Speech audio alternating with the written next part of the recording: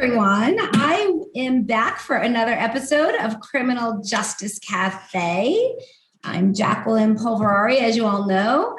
I have today joining us Larry Levine from Wall Street Prison Consultants, who is the famous Larry Levine. And if you don't know who he is, you will know by the end of our podcast. He's going to help our listeners understand a little bit more about the criminal justice system. But first, I do want to say today is a milestone for you. Is that correct? 10 years? Well, today's a milestone because 23 years ago today, and I'm in LA, so I'm Pacific time, at 6:10 p.m., August 3rd of 1998, I was arrested. I got hit for narcotics trafficking, securities fraud, racketeering, obstruction of justice, and machine guns. You know, mine was an organized crime case, and I was under investigation by just about every agency you can think of. And I got 2 10-year sentences and a 5-year sentence, ran concurrent. So, and you're sitting here with us today. I am. So who'd think it? Hello, TV world. Okay.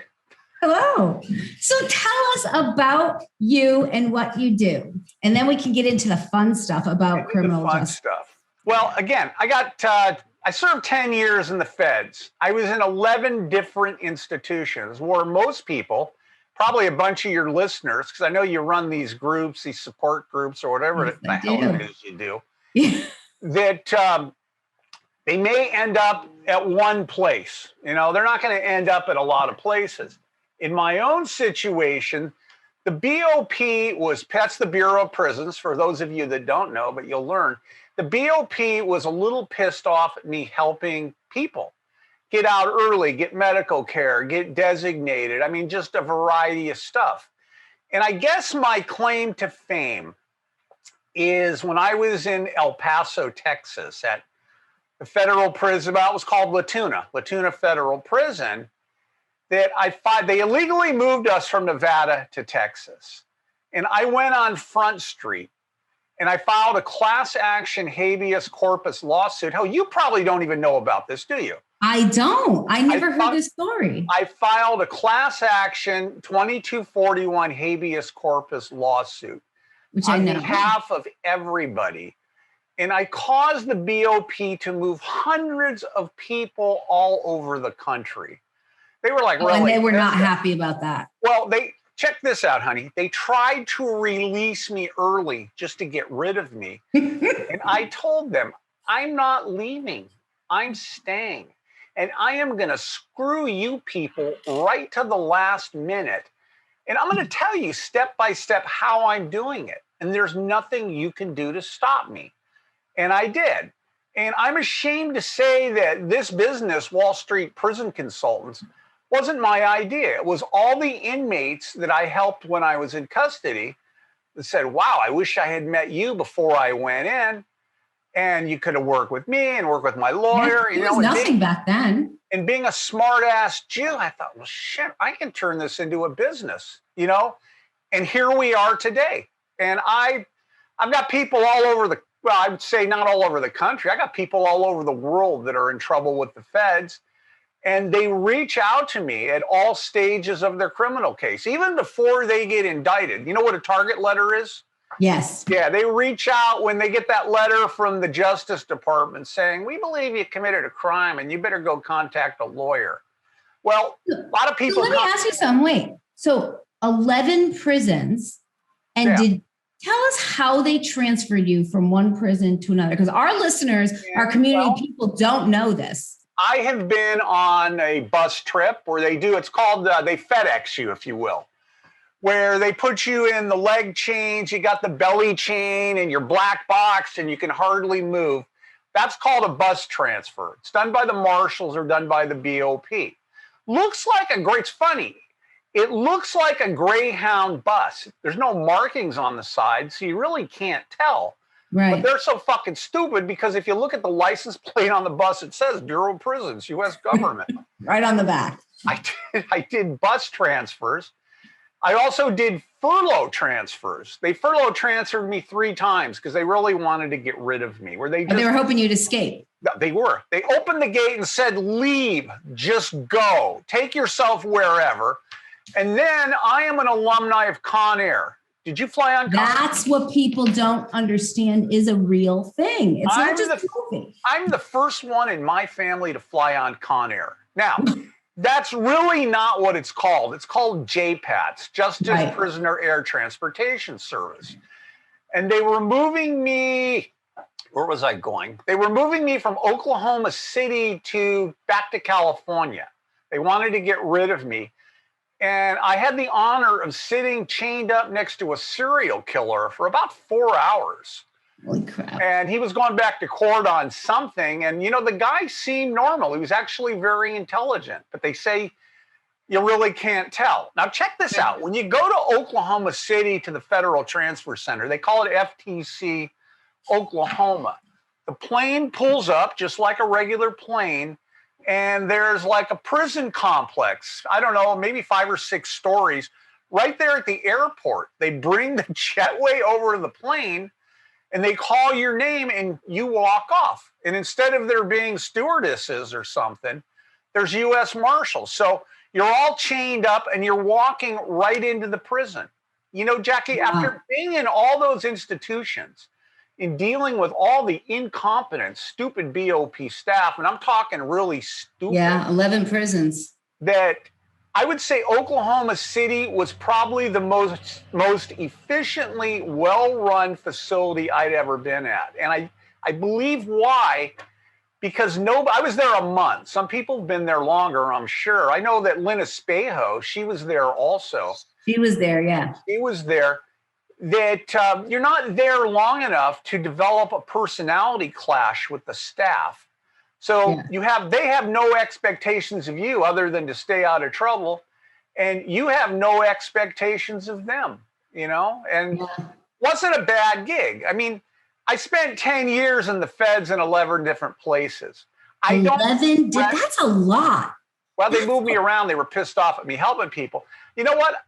I don't regret 1 minute of it.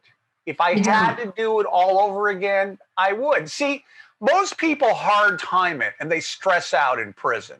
Yeah. I was a troubleshooter for the mafia. Maybe you've heard of them before I went in. I've never heard of the mafia, no. Never heard of them. Nobody has. Never heard of them. They don't exist. All right. So listen up, people. Ferrari. No, I've never heard of them. Of course not. Yeah. Okay. I'm coming over for spaghetti and meatballs tonight. Maybe some ravioli, honey. Right. Anyway, I was like an efficiency expert for the mob. They would bring crime to me and I'd make crime better, like more bang for the buck. And prior to that, I was like a private investigator in LA and they reached out to me and one thing led to another. And over a course of time, I'm running criminal operations in a 3-state area. The only reason I was never made is because I was Jewish and not Italian. Yeah, no, that couldn't happen. Now, you know what? Like I said, I wouldn't change anything. People ask me, do you have any regrets? I cried one time. And that's when I was on the phone with my daughter. And she was crying. And I just felt so bad I cried with her. I went into prison a father and came out a grandfather. You want to talk about culture shock? That's a culture shock. I like my grandchildren better than I like my kids. And I let them do shit their parents. Everyone says that who has grandkids. Everyone. My problem with my kids, and if you little assholes are watching this, maybe you will, I don't know, because I'm going to post it. You think I'm a fucking ATM machine, and I'm not.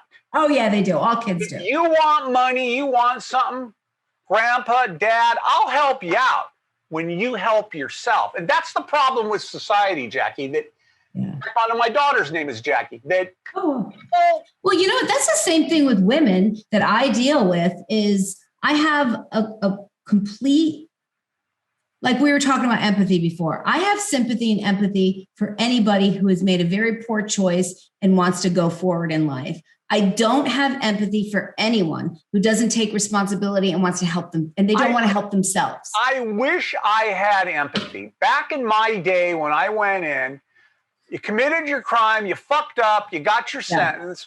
Okay, you went into custody, maybe you had a reason for appeal, and you did your time and you got out. Now you got all these people, and I'm sure there's a fucking grip of them who are going to watch this that are whining, crying, and complaining that it's not fair. They shouldn't have to go in. They want to get out. Can I get on home confinement? My lawyer told me I'm going to get probation. Well, you're dumber than your lawyer if you believe that. Yeah, People, it's true. You need to do your time. You need to step up, take responsibility for what you did. Yeah. I'm honest with my clients, and that might be a problem because I tell them what they don't want to hear. I don't think that's a problem at all. Well, that's admirable to me. It's like, I won't spoon feed bullshit to people. I tell them the truth. This is the way it is, and this is why. If you don't like it, too bad. Now, I've got I can't understand that whole. I just don't understand the women and men that I talk to that hate the BOP for giving them time and having to go in, but it's not about that for me. It's about the ineffectiveness and the BOP's complete lack of. See, I'm different. I actually enjoyed federal custody. I had a prison shrink said that I treated the Bureau of Prisons like it was my own personal adult amusement park. That's screwed up, Larry. I found that the 10 years that I was in custody was relaxing. I had no one hitting me up for shit. No one was trying to borrow money from me. And I was helping people. And I learned things. I learned the law. I learned how things work. And, now I help people. That's my job. Yeah. You learn a lot about yourself, too. I mean, the same for me. Well, that 7 months were I learned stupidity. I learned that there's smart people among the staff and there's stupid people among the staff, just like the inmates. Smart and stupid. Well, we say all the time, especially on this show, common sense will not be tolerated in the BOP. Well, okay. Yeah. Do you know how long the BOP's training academy is?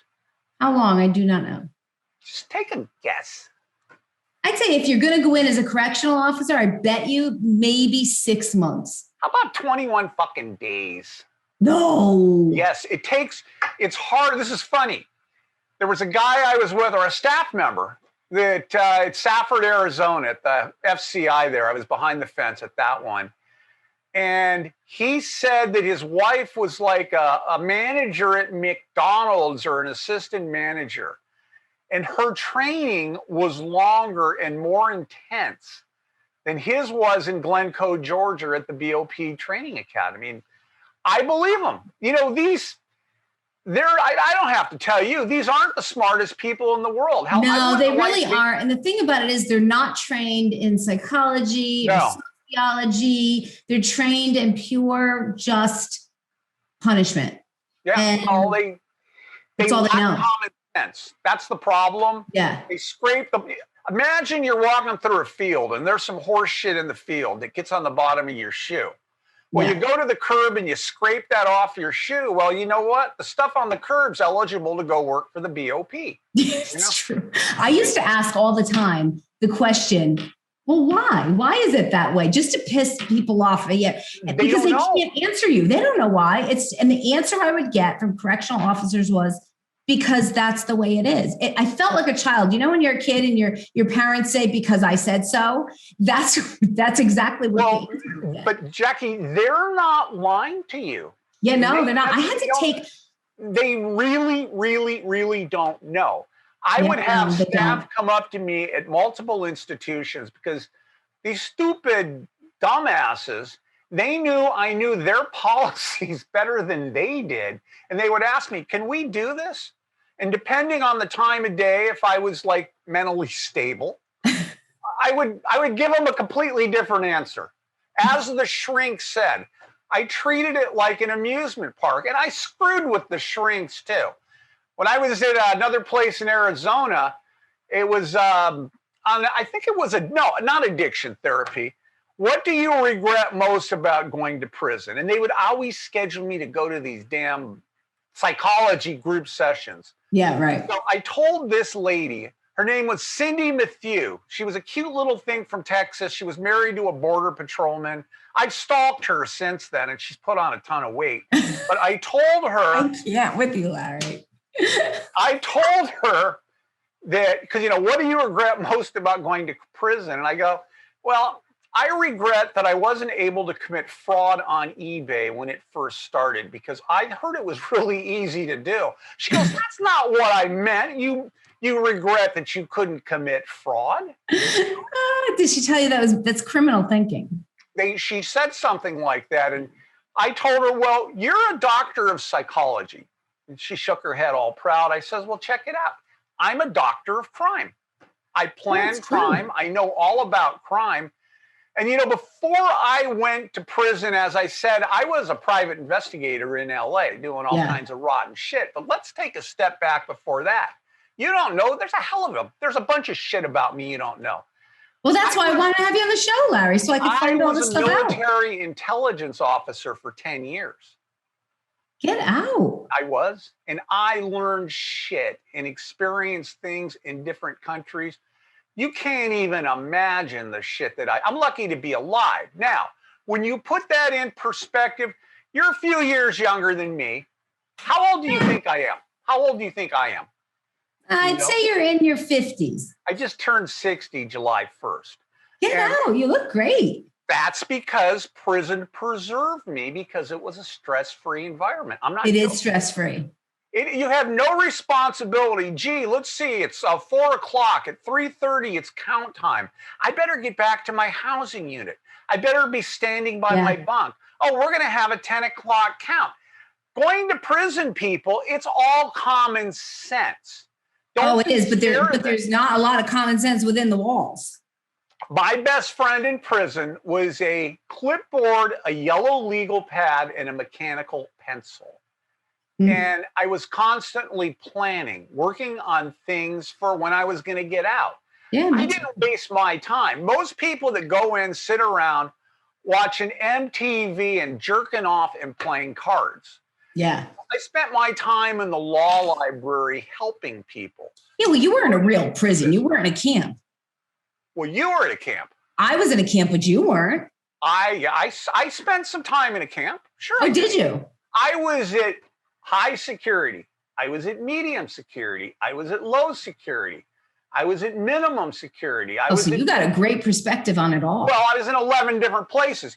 Here's the deal, hon. You could spend 20 years, 25 years in and not know what I know. I get people call me all the time. I want to be a consultant. I'm thinking, great, another asshole competitor. But I'm like, okay, what did you do when you were in there? I played basketball. I went to recreation. And I asked them, you know what a BP 8, 9, 10, and 11 is? You know about habeas corpus? Do you know what a 2255 is? They're like, no. I go, well, what makes you think that you're even qualified to be a consultant?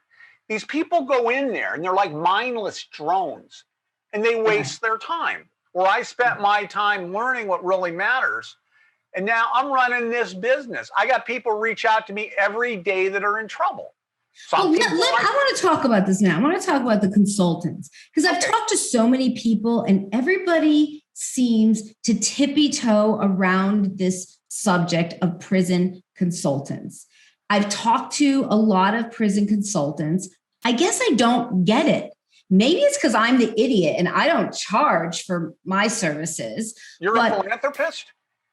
Huh? You're a philanthropist? I'm an idiot, I think. Well, I don't charge. I don't charge to help anyone. God bless you. If you don't charge, I'm going to send all my clients over to you and you can work on their shit for nothing. How's that? I do. But I think what it is that I don't understand about it is when I spoke to you, and I know I've referred a few people to you because of your honesty. I've talked to some of these consultants. I looked for a consultant when I went in. I had somebody quote me. They wanted me to pay them $12,000 up front. And was that Justin Perperny? Huh? Was that Justin Perperny? It was. How did I know that? $12,000. What does he call himself? Fraud in court? No, white collar advice. Yeah, and I don't understand it. And you know what he said to me? Well, do you get drunk? I said, no. He said, well, you should start. You got to tell them that you get drunk. And I said, Well, I'm not going to get enough time. I wasn't in the BOP for long enough to even be able to do RDAP. What he just did is broke the law, and he misapplied the law to you. You have to have, I keep putting my hands in front of my face. I can't do, everybody's telling me, don't do that. You have to have a substance abuse issue 1 year prior up until when you either committed your crime or if you got arrested. So you are already in trouble, and developing a substance abuse issue after the fact, it's not going to work. Now, if nobody knows about it, remember, when you do your PSR, probation sentencing report. Correct. That's when everything comes out of who you are. Okay. You got something called a PSI, pre-sentencing interview. That's when somebody from probation or pretrial services comes and talks to you, lies and acts like they're your best friend, and they really screw you on the end. Well, they're going to write this whole report. And in the report, you need to talk about you have substance abuse issues. Yeah. You need to let them know. I mean, I get people all the time that tell me, well, I really don't have a problem. I go, well, let's break it down. Do you drink wine? Yeah. Well, how often do you drink? Well, I don't know. I probably have 2 or 3 glasses a night, but it's not a problem. I go, okay, how about beer? And, well, I have a 6-pack every couple days or something, or whatever it is. Yeah. I go, well, let's figure this out. There's 365 days in a year. So now we can kind of determine you consume alcohol, I don't know, 700, 800, 900 times a year. You don't think that's a problem? I mean, I don't. Well, that's a problem in itself that he doesn't think it's a problem. But people have problems and they don't know it, and they can take advantage of that. Listen up, people. Don't sell yourself short. Don't make stupid mistakes and stupid decisions. I mean, Jackie here, she does her stuff for nothing. Yeah. I charge for what I do, but I don't charge $12,000 like Justin. Yeah, but I don't do prison consulting. So that's the thing. Is it what is it? Okay, I'm going to turn into interview stage. Okay. I do a lot of, for those of you that don't know, I do a lot of CNN, Fox News, MSNBC. In fact, I'm at one of the studios now. I have full access to. So we're here with Jackie Pavaleri today, and she runs the Criminal Justice Cafe. So Jackie, tell our listeners, what is it that you really do? I really don't know. What is it? Oh, you don't? Okay, so I founded Evolution Reentry Services for women who are going into prison, coming home for prison, for support services. I run a Wednesday night women's support. You hold their hand. Yeah, it's more about feelings. We talk about feelings. We talk about how you're going to talk to your family. We talk about, it's the stuff that gets them through emotionally. You're force-feeding empathy. Yeah, I am empathetic. I just don't have it. Look, people, if you call me, let me give myself a plug. 855 prison, 8555 prison. I kid you not. That's my phone line. You call me, I'm not going to be the nicest person in the world. I'm not. But here's what I will be. Here's where the value is. I'm going to be honest with you because that's what you need. I'm not going to be empathetic. You screwed up, you fucked up, you got in trouble, you're going in. Deal with it. But I'm going to help you through your process. We're going to work on designation. We're going to get you to a good institution. We're going to get you qualified to get into programs that can get you out early. And if something comes up while you're in custody, and I guarantee it will, because if the BOP followed their own policies, hell, I'd have been out of a job yesterday. I'm going to teach you what you need to know to help you get through this. And I'm not charging you $12,000, Yeah, look at that, Larry. What a team we make. So you're the hardcore guy. You teach them the truth. You teach them the facts. You show them what they need to know. I'm more about the emotional side. I don't know. People, I catch, and you know what? Where some people might just know about the BOP. They know about the prison. Good for you, people. They took me to sentencing 17 times. They flew in people from Europe to testify against me. They had me in isolation because they were afraid, I don't know, I was going to take control of the prison. Did you go to trial? You didn't go to trial. No, I had a plea. I had 100 co-defendants. It was a huge organized crime case. Wow. And while I was at MDC Los Angeles, it's kind of like where Jeff Epstein did his early checkout there in New York. I spent my time reading people's indictments and plea agreements, criminal, everything, criminal complaints, sentencing memorandums, PSRs. And I'm thinking, well, this guy had the same charge. Why did he get a different sentence than he did? It didn't make sense to me. And then I figured it all out and started helping people there. So I'm helping people. Hell, I'm not even sentenced yet myself. And I turned it into, I don't know, a business, a consulting company, whatever it is, so I could help people, get people out early and get people the help they need. You know, I went off on a tangent. I don't even remember what the fuck I was talking about. But I don't. Well, you know what it is, Larry? Because you're on more of the business side of prison. I'm on more of the sociological side. Well, there's no money in social services. I have two women that work with me in different capacities and different ventures. I've got Pink Lady prison consultants, which some of you may Holly, know. I love Holly to death. Okay. Got Holly Coleman working with me on that. So if you're a woman and you're in trouble, then Holly Coleman can help you. I've got Lynn Espejo, who went to trial. Been on my show. And she's working with me on the Midnight Report, where we're reporting on criminal justice. She knows her stuff. She knows policy. She does. You know who my biggest visitor to the Midnight Report is? Is the Justice Department. Is it really? I have excellent tracking software. I can see who's on there. And when I know they're on there and what page they're going to, I go and pop shit on the screen just to fuck with them. But I've got a good support staff of people that work with me. And I've got Jeff Grant. He did time.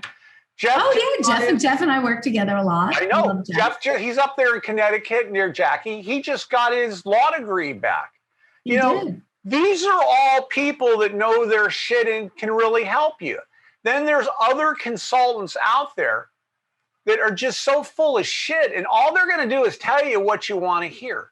You know, I can do that too if you want. Same price. Well, that's what's so scary about it is that you have someone who's in a vulnerable position. They're gonna get indicted. They're gonna do time. They're terrified. And now they got to pick a prison consultant. And they're calling these people. And I never called a prison consultant. He called me.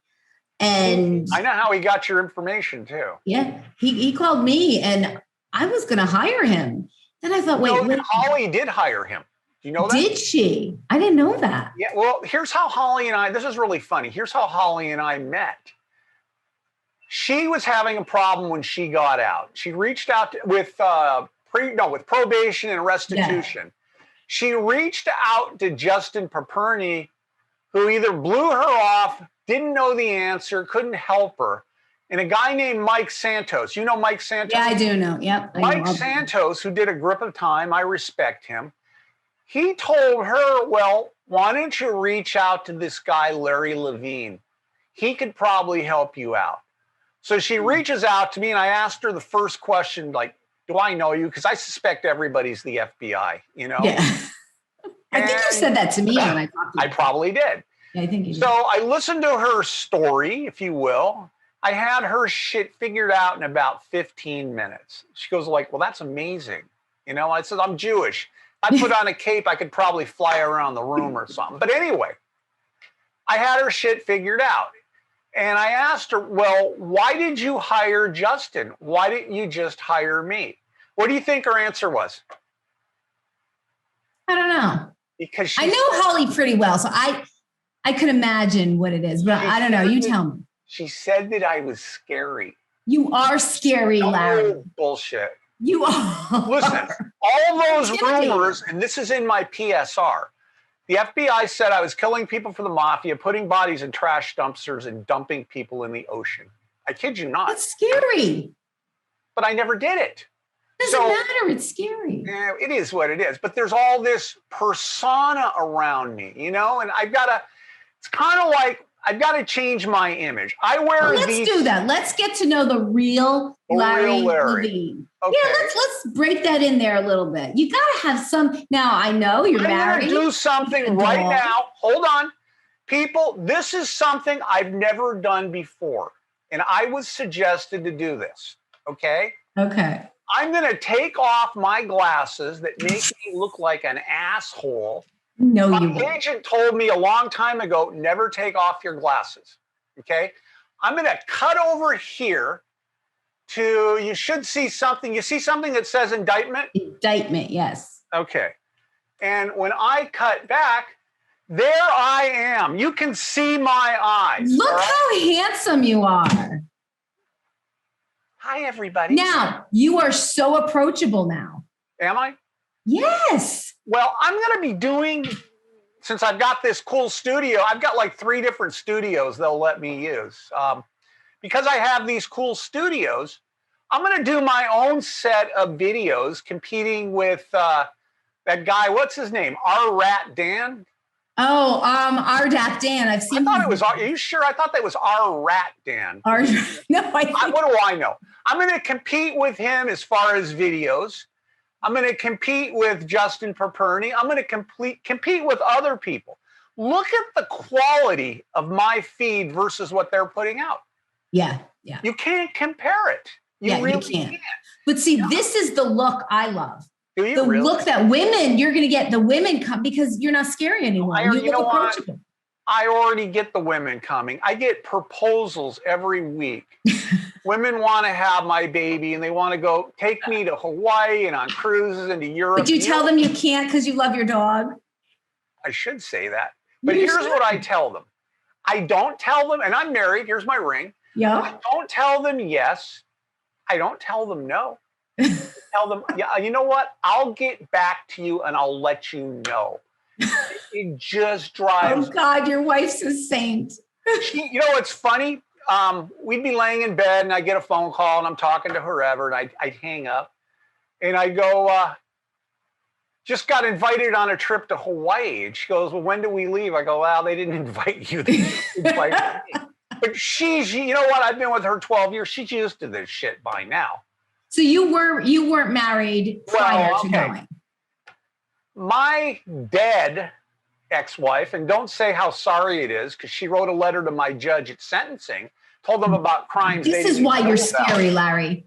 Told me about crimes they didn't even know about, and told them to give me as much time as possible. And luckily it was outside the statute of limitations, so the court couldn't do anything about it. But she left, God, long before I got in trouble, left me with the kids, you know, and the court even commended me on being a good father, that it apparently didn't have much effect or anything. But we divorced when we were inside. She waited until the kids were over 18. So she didn't have to. So there was no child support issue. Yeah, right. This is really funny, though, because I had nothing but time on my hands. And I had a really nice law library where I was at in Lompoc. So I took the paperwork that she sent me when the sheriff came out and served me. And I filed some papers and a motion. And I asked for spousal support. saying that I had supported her all these years and I'm indigent now and all this nonsense, and that I wanted $300 a month to go on to my inmate trust fund account so I could buy the necessary, whatever bullshit, the necessary hygiene, whatever. And she got so pissed off. You know what? I'd be pissed off too. I did it on purpose, though. Of course you did. To amuse myself, because I figure, you know what, honey? Listen up, bitch. That's payback. You wrote a letter to my judge. I signed a plea agreement. Check this out. I signed a plea agreement for 70 months. Oh, wow. I ended up getting 120 months. Now, do I really know if she was behind it? Because these judges, I mean, hell, they can do whatever. You don't know, because there's no rhyme or reason. They choose what they want to do. There's no rhyme or reason. That's why I'm saying don't feel bad she's dead or anything. She had a drug problem. She had a substance abuse problem. She had it before I went in. Matter of fact, after she left me and the kids, she was doing, I think it was crystal methamphetamine or something. Oh, wow. That's horrible. And some people sold her some products, some drugs, and didn't know who she was. And they came to me and apologized and brought me the money that she paid them. And Get out. They said they were sorry and they wouldn't do it again and they would let other people know. So you lived in this whole world that I couldn't even imagine you're kind of like Stallone in Rocky. Yeah. See, you're not a criminal. Okay, let's break it down. You're not a criminal. Holly Coleman, she's not really a criminal. Lynn Espejo, she's not a criminal. Jeff Grant, well, he made a couple poor choices. I was living a criminal lifestyle. Yeah. The federal prosecutor in LA called me the supermarket of crime. And he said I had my hand in everything dirty in Los Angeles. But you acknowledged all that, correct? I mean, you acknowledged it. Well, we promised I did. And just to show him that I had a sense of humor too, I wrote a screenplay like everyone else when I was locked up. And I wrote him into my screenplay as a homosexual prostitute. I didn't want him to think that I forgot about him. And asshole, if you're watching this, I still have that screenplay. Maybe one day he said. See, for me, this was entertaining. That's my biggest problem. I'm hard to buy gifts for because I can just go buy whatever I want. I generally, like my wife says, well, what do you want to have for dinner? I don't care, whatever, and I really mean it. I don't care. I don't care as long as it's edible. But what I do know is if I want ice cream, if somebody wants to send me some ice cream, I want chocolate chip or mint chip. Wait, I got to write this down. Chocolate chip or mint chip. See, I know what kind of ice cream. I'll remember that it is that I want, and here's something for you people. I mean, I don't go to McDonald's often. When you go and they give you those receipts and it says on there, call and take our survey and you get buy and get one free and you do the number. Look, don't do the number because nobody checks it off. So go in there and buy a drink for $1, if it's $1 where you're at. Go ahead and make a number up and write it on there and then walk back in and buy your sandwich and get one free, Just little ways to cut corners. Nobody checks this stuff.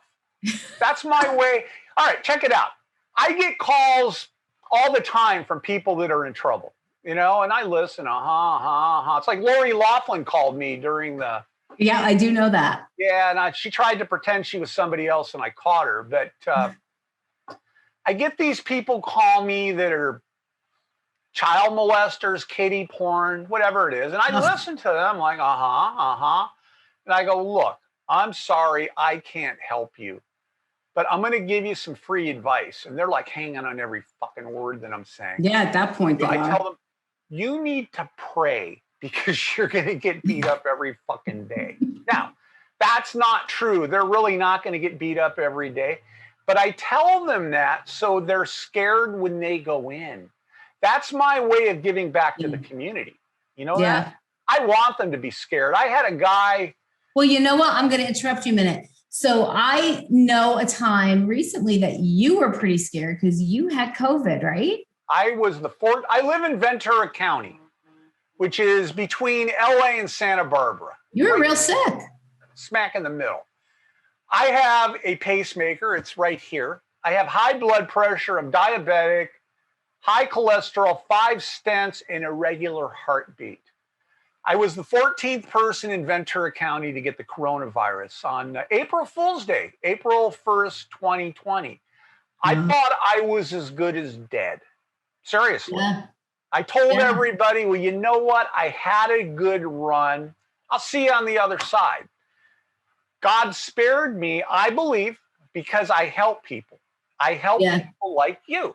And if I can't help you, I'm not going to lie to you and tell you what you want to hear. I'm going to tell you not to hire me and don't hire anybody else because they're just going to rip you off. Yeah. Yeah. Well, you did right by I know the one woman that I sent to you who is what did I tell her right now? You were 100% honest with her. She was trying to get out because of her son being autistic. I don't think she got out, did she? She didn't. But you were honest with her. Everyone else was, they were sending her paperwork. One guy charged her so much money, and you did right by her, and that impressed me. I told her why she wouldn't get out, what she would have to fill out, and then what they would use to deny it. Yeah. Not to waste her time because it wasn't going to go anywhere. You know, I know the system. I know what's going to work. I know what won't work. Where the system can bullshit you people, They can't bullshit me. I know So, the system. so let me ask you something. So I now somebody in the community. I really screw up. I made a bad choice. Uh-oh. I'm getting investigated. I'm scared. My attorney is telling me you got exposure. You're going to prison. And now I just want hope. So I call up Larry Levine. What are you going to say to me? I'm going to say to you, how much time are you looking at and how much money do you have? 5 years. Let's say 5 years. Okay, I'm going to say, well, that's not worth fleeing to Mexico over. See, when people call me, they know they need help, but they don't know. They're not sure what it is they need. So the first question I'm going to ask people, I'm slurring my words. Who knows? Haven't even started drinking yet, but I do have a bottle of water here. Okay, so I asked them, well, what is your situation? That puts like a wall up where they have to think about it. Yeah, what is my situation? So then they'll tell me, and I'll ask them, well, what is it you're looking to do? What is it you want? Not do time. I got 4 kids. I'm a single mother. I don't want to do time. I screwed up. It's not my fault. Okay, yeah, well, I have them break the crime down to me. While I'm talking to them on the phone, I'm on Pacer. And you know Pacer. Yes, I do very well. That's the federal court system's computer. And I'm looking their case up. I'm scanning through their indictment and their plea, whatever is there. And before you know it, I know more about their case than they do. And then I'll start quizzing them and finding out if they're full of shit or not. And after they've told me their story, and I don't necessarily believe what the government says because everybody lies. Of course. I'll either tell them, as I said before, you have hope, or if you think you're not going to go in, you got a better chance of Jesus appearing in front of you right now. Because your crime carries jail, it carries custody, it carries prison time. Now, can we get you positioned to get into a new institute, into a good institution? Like I'm your travel agent. Yeah, we can do that.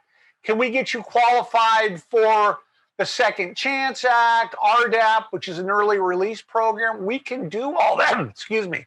Well, will I get home on the CARES Act? Well, maybe. See, this is another problem. The CARES Act is going around right now because of COVID. And yeah, all these people, they hear all these terms and they don't know what they are. Okay. I do a lot of CARES Act stuff with Holly Coleman. And are we 100% successful? If I told you yes, I'd be lying. I won't lie. Have we been successful and got people out early? Have we been successful to the point people never went in and the judge had believed this or not? Believe it, I don't know. I'm slurring my words. Believe it or not, we've gotten people who never went into custody and the judge has modified their J&C after the fact.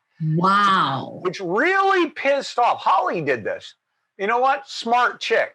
Holly did this, and the person never had to go in, and their clock was running, you know? But the BOP, the Bureau of Prisons, they fight back on these because it's really, really hard to get the BOP to take a position on. Oh, it is. I got a woman home after 6 weeks who got 2 years because the BOP said she was pregnant. She's 59. She had a hysterectomy. Was she really test said she was pregnant. So they released her. See, that's what I mean. Special kind of stupid. A 59-year-old woman, they could have given her a piss test and figured it out. Yeah, they said her test came back. She was pregnant. You know what? I'm going to start telling people to do that. I'm going to start telling dudes who go in. Yeah. Say you're pregnant because they might believe it. Yeah, that's it. But I help people out. I give guidance. I give advice. I'm going to teach you what you need to know from the day you go in to the day you go out or get out. And here's what I was going to tell you. Remember I said I forgot what I was going to say? Yeah. I know the court system. I know what happens from the time you get that target letter or the FBI comes crashing your door down and you get out on bond. And I can guide you from indictment or information all the way through the sentencing memorandum, the psychological report, the plea agreement, whatever it is, sentencing, designation, supervised release. I don't want to say there's nothing I don't know. I'd be lying. You know, I don't know. But what if someone says, what if I said to you, but I have an attorney. Isn't he supposed to do all that for me? I say, Yeah, your attorney is supposed to do it, but your attorney, the difference between me and your lawyer has never spent one day behind the fence, has he? I have. That's Your why lawyer, attorneys use prison consultants. you know, your lawyer wants one thing. And you know what that is? It's our mutual friend. This is Ben Franklin. Is that right? Yeah. Yeah, that's right. This is right. Okay. This is Ben Franklin. The whole objective of your lawyer is to get that money from your pocket into his pocket. He's not going to do your lawyer, him or her, and they're not all bad. I have friends that are lawyers. Yeah. They're not going to do the work anyway. The lawyer is going to turn it over to their legal assistant, bill you, I don't know, $200-$300 an hour, $500 an hour, pay the legal assistant $25, $30, or $40 an hour. The legal assistant isn't really going to know the system. It's all cookie cutter and doesn't care. They want to move you through the system really fast because the less amount of time they work on it, they're making more dollars per hour. That's right. So they don't care. Jackie, how many people have come to you and said, oh, my lawyer said I'd get straight probation? Oh, my God. I would tell you probably 8 out of the 10 women I work with, and I've worked with hundreds. I know. It's all bullshit. Yeah. Now, you know what the guidelines are for you people that don't. The U.S. sentencing guidelines, okay? They've got a chart. It's called the sentencing chart, where they figure out what your offense level is, your criminal history is. Then there's like a matrix that comes together. A point system. A point system, offense level and points. Well, there's different zones. In different zones, I think it's above 12 months, isn't it, that doesn't qualify for probation? Yes. Is that zone D or zone A? Zone A. Zone, okay. Well, whatever zone it is. Yeah. If you're sentenced, let's say that you stole a bunch of money or you allegedly stole money. You got some co-defendants, you've got a semi-serious crime. You don't qualify for probation. So even though your lawyer said, oh, you'll get straight probation, your lawyer's full of shit.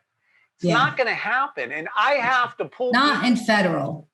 I have to pull people's heads out of their ass every day. I mean, every day I get these calls and tell people, let's be realistic. Let's break this down. And I'll go over the sentencing guideline chart with them. I'll look at their indictment. At this point, I haven't charged them a penny, okay? Say, here's what you're facing and why. Here's what your lawyer's probably going to say and why. And here's what's going to happen and why. And I can't change that, but what I can do is help guide that and get you positioned so you can take advantage of different programs and different things. And essentially, we're going to do damage control and we're going to minimize your exposure. And they appreciate that. Somebody was honest with them. The lawyer doesn't care. Do you help with reputation management at all? I should probably start on my own. That's a huge thing right now. Do you do it? I don't. I mean, I tell them, really for me, the only thing, and I've done it for myself. Okay. You just create new content and pushes everything down. Well, I'm going to give your view, as I say, I'm going to give my viewers a quick lesson on how to do this. These are your viewers. Okay, here's what you do, people. Put yourself up a bullshit website. I don't care what it is, okay? And I want you to write a bunch of poetry or steal a bunch of poetry off someone else's site. I want you to come up with recipes. And I want you to put this on the website. Then I want you to insert your name in these different text descriptions, and then just leave it there. And eventually Google's going to come around. They're going to index this. It's going to pop up in the search engine, and it's going to push all that shit they're saying about you down. The new stuff's going to come up. I tell people to do that all. I tell them that you need to add that service. Do you know, I have women that have paid thousands of dollars for reputation management when I tell them all the time, it's a simple process of creating new content to push the old content down and the indexing. You know what? I have an idea. I always have an idea. You do. I can put a website up because I own a phone company, a prison phone company. We do correctional calling. I've got my own data center. I've got capabilities you couldn't imagine between the studio and my phone company. Okay. I could put a website up, throw a domain on it, give it to one of your clients and tell them, all right, knock yourself out. You know what? Give me $500. I'll guide you. This is yours, and you can do this yourself. Don't pay some asshole thousands of dollars who's just going to rip you off. It's true. I know. And it's the same as some of these prison consultants. The reputation management people I've heard of are doing the same thing. They're taking such advantage of people in vulnerable positions because they're afraid, and Google is a felon's worst nightmare right now. I mean, go into prison, you're coming home, you need a job, and now you're Google. See, if you Google Larry Levine prison, okay, go ahead and do it. I know some of you will. I come up about 500,000 times. You will just see me everywhere. I've been on every major news network talking about something. I'm Jewish. You can't shut me up. I just did it. Did you do it? Yeah. How many times does it say it comes up? Oh my God, there's pages and pages and pages and What's pages. the number? Look on the upper right. I'll tell you, about 7,990,000 results in 0.55 seconds. Those aren't all me. Click on probably videos. Not, but I'm just saying that's the results of Larry Levine. You Googled me. Now, click on the little tab that says videos under Google with my name. Tell me what comes up. 86,500 results. Okay, and look at all the videos. You see me on every news network talking about something? I do. I'm impressed. MSNBC. There is, let's see. Oh my God, from the top, there's every news station. Every network. Yeah, CNN, prison, yep. I've been on all of them. They like me because I just HLN, I just say things how it is. You know? ABC News. I'm everywhere. Enough, Jackie. I know they can do it themselves. Don't waste your time. I'm not trying to. No, but it's so interesting. And you know what's the best thing about doing this? What's that? Every single one, they're not going to see what I see. They're not going to, they all see dark glasses. I don't. You people get to see my eyes. Okay. That's right. And I'm going to put a link up in a minute that you need to go to my GoFundMe, because to see my eyes, hey, watch this. Now you can see him with no fucking glasses. People. Look at that. There's no free lunch. This is a world premiere now. I expect a paycheck out of this or something. Yeah, this is a world premiere. It is. You know, Holly's been telling me for a long time, you need to do videos without your glasses. I'm like, I agree with her, though. You're much more approachable. I need to become approachable. I need to act like I really give a shit. You know? Yeah, but you do. You don't want to act. But I have no toleration for people that whine and cry. Yeah. You people that are going into custody, and you know who you are. I don't have to tell you. When you were taking that money, falsifying documents, whatever the fuck it was you were doing, slinging weed, I don't know. You knew you were breaking the law.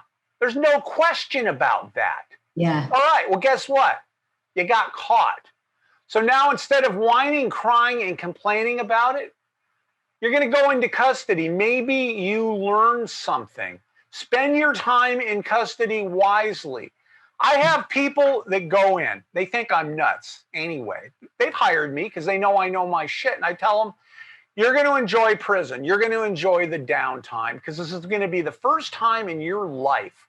You have no responsibility. You don't have. That's exactly what I say to every single woman I talk with. Except count time. Don't break the laws. Make sure where you're supposed to be. And people tell me, yeah, you're nuts. I'm like, okay. Then they get out of custody and they call me. They go, Larry, guess what? You were right. I'm like, yeah, no shit, I was right. Yeah. This is why I didn't want to get out. I didn't want to come home. I remember saying, wait a minute. You mean I've got to rejoin society and I've got to go work and I've got to drive and I said, I'm not going anywhere. I'm staying here. I'm not leaving. I wouldn't. And you know what? You were at that cusp, because I was talking about this I had Jay Lowry, who's a correctional officer, on last week. And we talked about being institutionalized over a certain period of time that you're in prison. You just don't want to come home. It's called complacency. I got complacent. Yeah. Well, 10 years, 11 prisons, the emotional distraught right there is crazy. Does it look to you like those assholes broke me? broke my spirit. No, I think they made you stronger. They did. I thrived in prison. And you Yeah. know, when I told them that I was going to fuck them right to the last minute, I wasn't joking.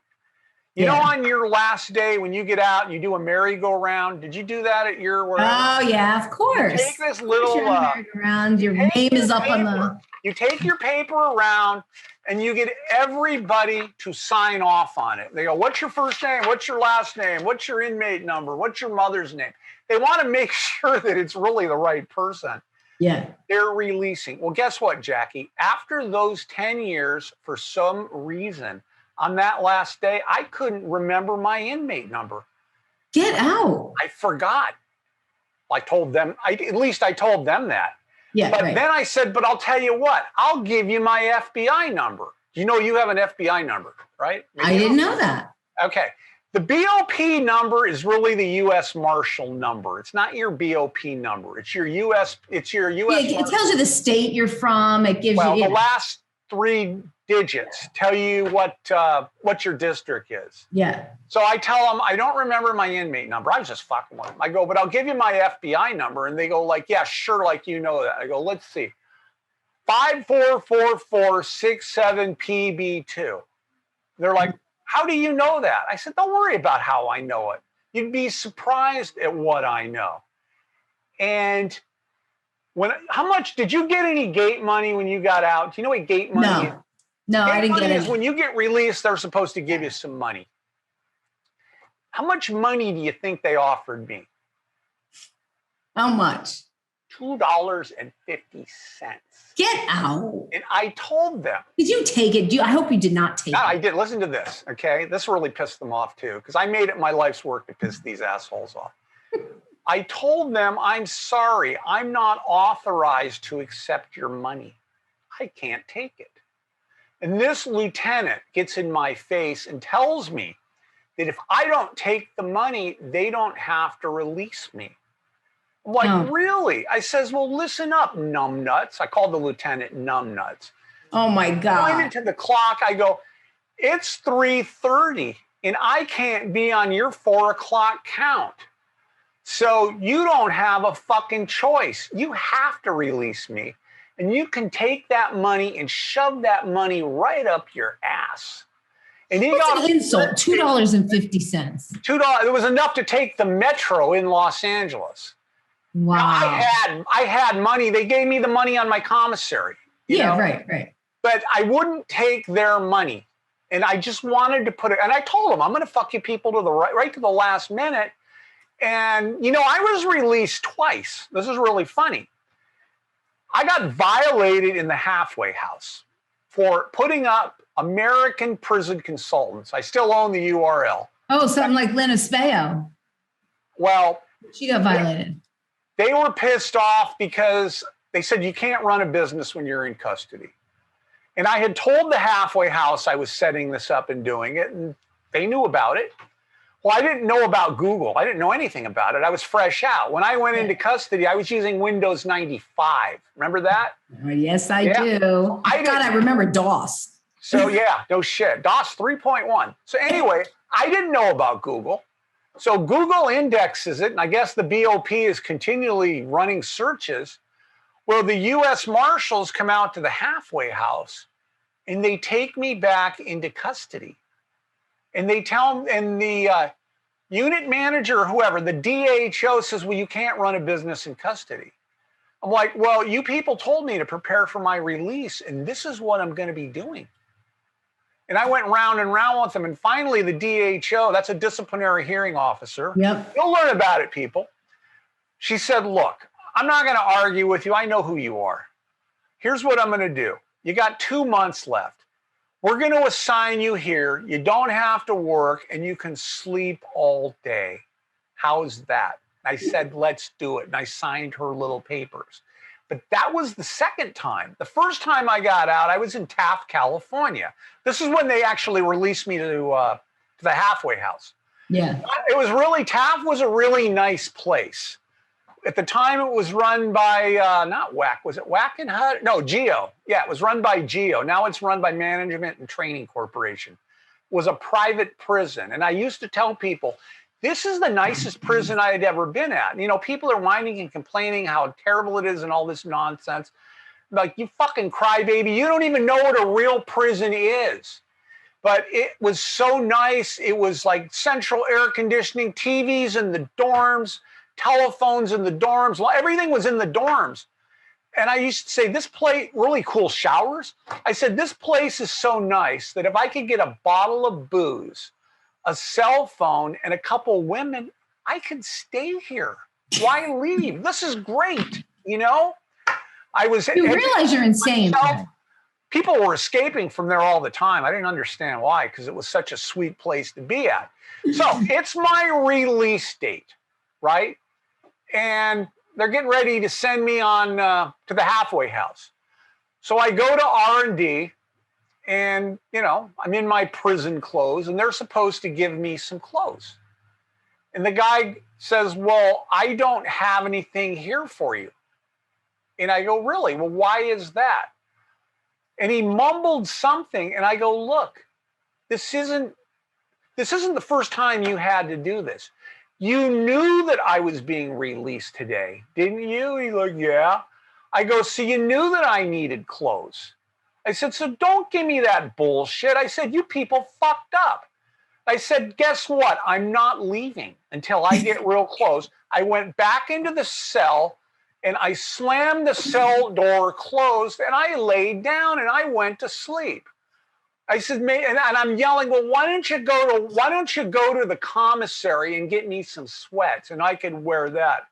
And he goes, well, we can't do that. I go, yeah, because it's too expensive, isn't it? See, when you go into custody, you people are going to learn. They'll learn, yeah. They end up sending some dumpy staff member, big fat dumpy staff member. They end up sending them to like Walmart, and they get me clothes to wear. And then they give me a check. They give me a release check. They go, you can just go cash this at any Bank of America. Well, I go into Bank of America. I end up in no ID at a halfway house, Vineland Correctional in Hollywood. And they let me out the next morning. They kind of give me a furlough. Remember, halfway house, you're still in custody. Yeah. So I go down, I'm walking up, I think Sunset or Hollywood Boulevard. I found out where there's a B of A, and I walk in. Oh, I need to cash this. And they're like looking at my BOP ID, because I kept it. And they're like, well, that's not a California driver. We can't cash that. And I go, well, the prison said that you could. They bring a manager over. No, we can't cash that. I go, are you sure? Because I don't have time to fuck around. I only got 2 hours. So I said, give me that. And I grabbed the check back, and I'm pissed off. I had a few dollars in my pocket. I walk past one of these check cashing shops that seem to be anywhere. I figure, all right, let's just do a Hail Mary here. Maybe I'll get something done. I throw my BOP ID over to the lady, and she's looking at my birthday, and she gets in her computer. And she goes, did you ever live on this street? I'm like, matter of fact, I did. And she's asking me a little bit of information. Turns out that years and years and years ago, I had used that company, and they had bought out some place. I was in their computer. And they cashed the check for me. They're like, wow, look at this. I even gave the lady a $5 tip. And thank you. So I get out of the check cashing place. I'm walking back up. I think it was Sunset, because I was over near Hollywood High School. I get back, and I'm walking, and I stop at a payphone. And I had some phone numbers for the Taft prison who gave me the check. Yeah. And I bought a phone card at a liquor store, and I start making phone calls to the prison, to whatever, to administration, I don't remember, whatever. You weren't supposed to be in a liquor store going on. Yeah, well, there's a lot of shit, honey, I wasn't supposed to do. But I start calling the prison, and I was sure to let them know it was me. They said, you assholes gave me this check and said I can cash it, and nobody will cash it. I said, and if you're doing this shit to me, you're doing this to other people. And guess what? I won't forget that you're doing this. I'm going to do something about this. And I ended up what was it with? The BOP, or the Justice Department Inspector General. That's who I went to. And they ended up changing policy at Taft. That if you had money, they had to give you like up to $300 in cash. and they could give you the rest of the money in a check. And then they adopted that throughout the whole BOP. So you people can thank me. Now I understand they give them what, a plastic debit card or something? Yeah, it's a debit card. Okay. This it's is like really a state funny. card. They gave Lynn Espejo, okay? Yeah. They gave her a debit card, but the only problem is the debit card never worked. I don't know what she has on it. Can't get anybody on. She didn't activate it. Yeah, whatever it is, it didn't work. So I'm thinking, all right, if they did it to her, they're doing it to other people. This is how stupid they are, okay? When you go into custody, you people, you need to keep your eyes open, keep your mouth shut. And you know who you need to rely on? Yourself. Don't rely on the wardens. See, when you go in, you know how you hear all these stories and you got to worry about things? It's not the other inmates you got to worry about. It's the staff that you got to worry about. Yeah. The staff, never think the staff are your friends, because the staff. So I have a question to wrap things up. Are you going to now be helping all of these people home on the CARES Act that are being threatened to go back? You know what? Holly is working on that in one capacity, and Lynn is working on that in another. I'll tell you what I'm working on, and I'm adding to my website. I've got some internal IG Inspector General reports from these different agencies. I've got sources everywhere. Have you had anybody well, I know Lynn has written a couple of articles on your work. Yeah. Last year, I started working on this. I'm going after all the clients that have been busted for COVID benefit fraud. And there is a ton of them out there. And there's several different agencies that are investigating. PPP it's minuscule. Yeah. All different kinds of programs. And I figured, you know what? These people don't realize they're signing under penalty of perjury. And eventually, everything was in a rush. There's no free fucking lunch. These people are going to get caught. If you got caught, listen, unemployment, PPP, SBA loans, grants, whatever it is, and you lied on those documents, you better call me right now, 8555-PRISON, because you're seriously going to be in trouble. Might not be tomorrow, might not be the next day, but eventually I agree. It's going to catch up with you. Yeah, Jeff and I talk about this a lot, and Jeff knew too. It was going to, they were going to catch up with people. Oh yeah, I planned for it. I know crime. I know fraud. I know how to plan crime. I know how to commit crime. I know how to get around crime, and I know how to get free food at McDonald's, and now you do too. So that's what I'm working on. Holly is working on getting people out under the CARES Act. We get a lot of people from Pink Lady Prison Consultants. Yeah. Lynn Espejo, my partner in the Midnight Report. Matter of fact, you're on the Midnight Report. I've got all these. I am. I'm an investigative reporter for the Midnight Investigative correspondent. You see, your press pass will be coming soon. Here's what happened. And for those of you that want to check it out, it's midnightreport.net. I had somebody tell me, wow, that's really great you're doing that, but you're probably going to get sued. And I thought, oh, shit, yeah, I probably will get sued. I went out and I bought liability insurance for libel, slander, and defamation of character. So if somebody comes along and they get cute thinking there's a big payout with me, I'll just turn it over to the insurance company, who's going to bring in a lawyer, and then they're going to have to bring in their own lawyer, and it's not going to be worth their while. But we're working on CARES Act, getting people out early. We're working on First Step, Second Chance Act, RDAP. Lynn Espejo is putting out a grip of stories on the CARES Act and such. They're fantastic stories. Earlier today, Amy Candu, do you know who she is? Yes, I do. You know what? I've never spoken with her. I sent her a friend request years ago. She never responded, and I figured, what the fuck? Screw her. But she's working with Amy Candu. She's working. Who's afraid of you? Who knows? She's working with Amy Candu. She's working with FAM. She's working with change.org. She's working with Lisa Legal. All these different organizations are taking the articles that Lynn, and she's the chief investigative correspondent of the Midnight Report. Yep. They're all quoting us and linking to us because Lynn Espejo is putting out such great product. Yeah. Information, midnightreport.net. Yeah, it's fantastic. Fantastic articles. just really good stuff. got And like I 3 of suggest them. anyone who's on home confinement who thinks they're going to go back to call Larry, because that's a big problem right now. It is. Yeah. And before we wrap it up again, I want Larry to tell us one thing about him that has nothing to do with Wall Street prison Do consultants. I need to put my glasses back on or no? No, you can't for this question. Yes, ma'am. Okay, what's up? Tell us something about you that has nothing to do with prison. I have the cutest chow puppy who's 2.5 years old named Hazel. And she is the only one I like. She's been with me since COVID. My kids are jealous of her. My grandchildren are jealous of her.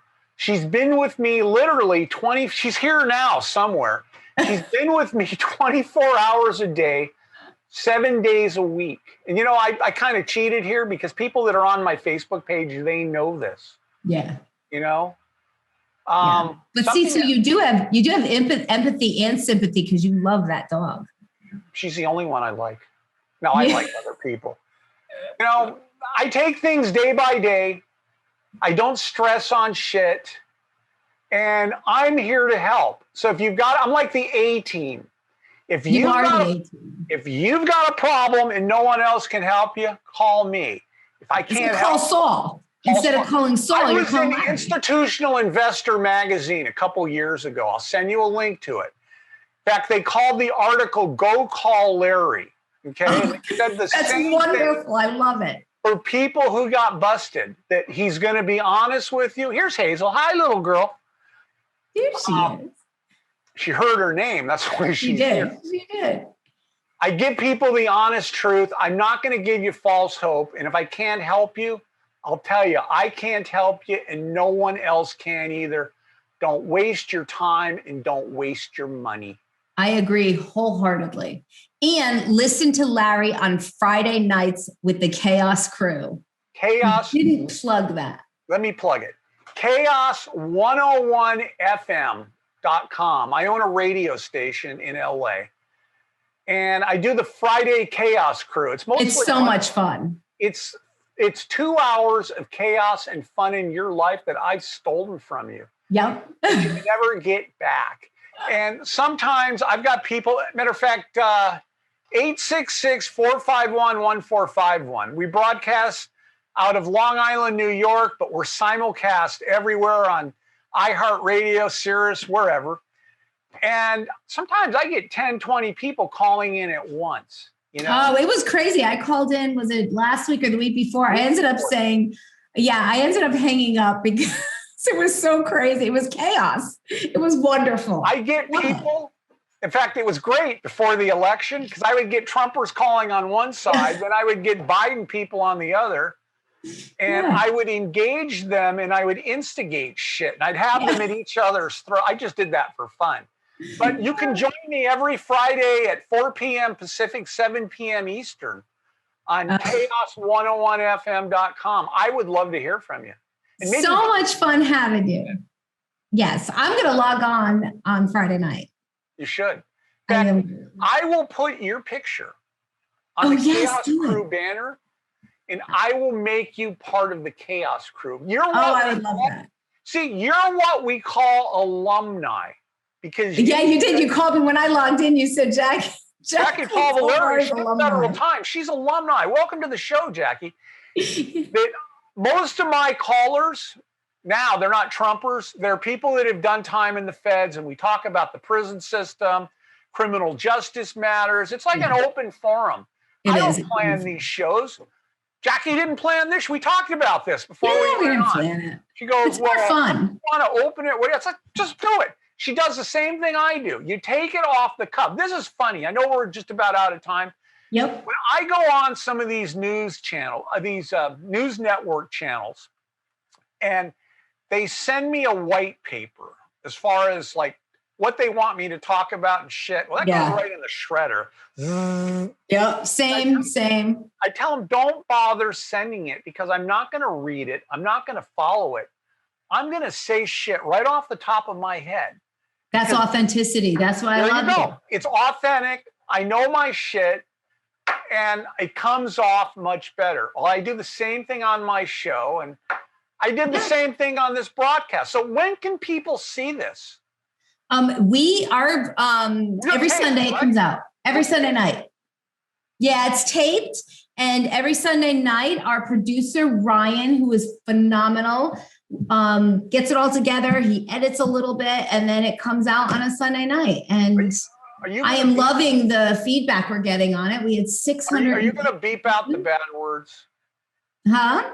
You're going to beep out the words like fuck and all that? No, I'm not. You know, this is funny. I know we're out of time. I'm on Fox News. I'm with Neil Cavuto. This was years ago. And he wanted me to take my glasses off.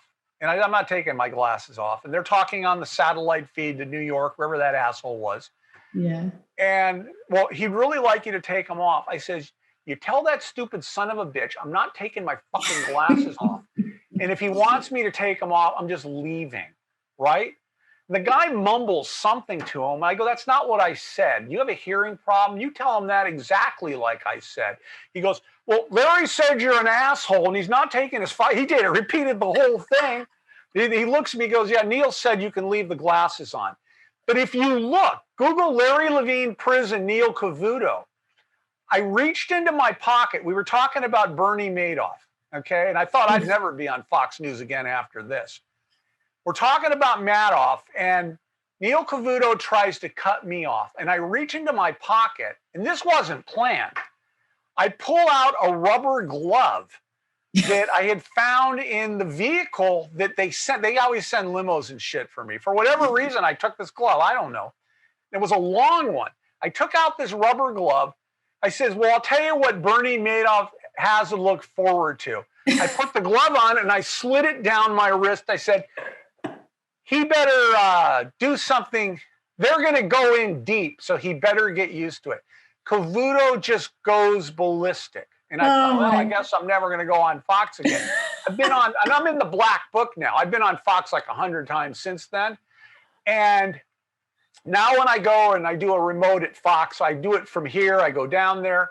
They go, oh, you are a ton of fun. I love having you on. I love listening to all your shows. Oh, you just cut me off. I'm going to have to get the glove out. No, I did cut you off. I completely. I was coming on. This was fun. I'm plugging this big time because it's your premiere. It's Larry Levine premiere. I am. Wait till I tell Holly that I got the premiere. Okay. My wife just got me these. She just got me these prescription glasses. So I guess when I'm driving, I wear these, although these are prescription too. And I've had these glasses well over 10 years. Have you really? Yeah, I have. Oh my God. I love without them. You look like Sylvester Stallone without them. You like Sylvester Stallone. Hey, I love Sylvester. You were watching Rocky the other night. I was. And we were messaging each other, and you had told me some semi-private shit. How'd that work? I'm going to make you watch people. I'm going to make her blush. She'll probably cut this out. Hey, how did that work out for you? It was very nice having you on, Larry Levine. Okay, well, I enjoyed being on, and I'd love to come on again. I would love to have you. You're so much fun. Thank you for coming.